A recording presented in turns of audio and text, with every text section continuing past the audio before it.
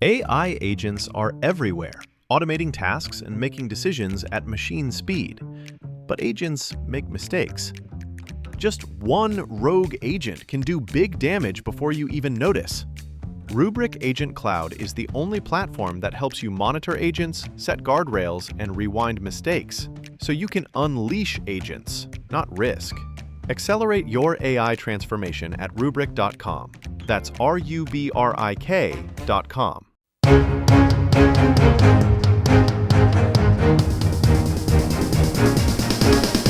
It's Friday, December 26, 2025, and this is the Washington Times front page. Thanks for joining us. I'm George Gerbo. In his first Christmas address, Pope Leo XIV urged the faithful to recognize human fragility and shed indifference in the face of those who have lost everything. Eric Lyman reports the first American pope used what is traditionally a solemn and spiritual point on the Catholic calendar to denounce violence, displacement, and what he labeled as a global economy that treats people as mere merchandise. He delivered the Urbi et Orbi address from the loggia overlooking St. Peter's Square to an estimated crowd of 26,000 followers. The 2.5-hour celebration ended with a short homily from the Pope, who criticized the globalized search for financial profit at all costs. Federal authorities said 10 people acted as co-conspirators in Jeffrey Epstein's sex trafficking ring, but they aren't pursuing additional prosecutions. Susan Freechair reports top House Democrats say the Justice Department is no longer investigating additional co-conspirators.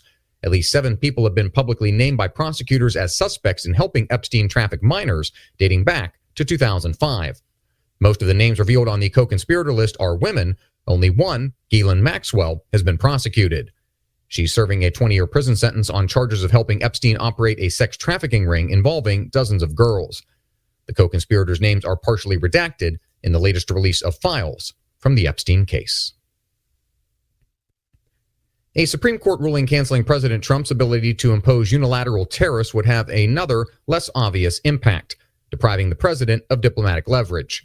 Tom Howe reports the court could take away the president's most direct lever of persuasion if they conclude he usurped Congress's taxing by imposing tariffs under the International Emergency Economic Powers Act of 1977. Trump has other tariff authorities at his disposal, but they take more time and hinge on national security risks or key sectors rather than reciprocal trade with individual nations. The next star athlete could be waiting in the wings at the local practice field, pool, or court. That possibility is enticing enough for thousands of parents to bet on their children's athletic future. Liam Griffin reports a study released by Project Play earlier this year found 11% of parents thought their child could become a professional or Olympic athlete. Approximately 20% believe their child could compete in college at the Division I level. It's led to a push by parents into a single sport for their kids and dropping a college fund's worth of money on their development despite the risk of injuries and burnout. A recent Aspen Institute study found it now costs an average of $1,500 to have a single child play sports for a year. And finally, Christmas in Nigeria saw people giving thanks for blessings while mourning another tragedy. Joseph Hammond reports police say an attack on worshipers at a mosque in the northeastern portion of the country was likely carried out by a suicide bomber and left 5 dead and 35 injured. Across the country, Christian and Muslim religious leaders expressed growing concerns about the rise of sectarian violence. Find all today's front page stories at WashingtonTimes.com/front page or the Washington Times app, and find us wherever you get your podcasts. You can also find us on social media at Wash Times for breaking news, sports, commentary, and more. For the Washington Times, I'm George Gerbo.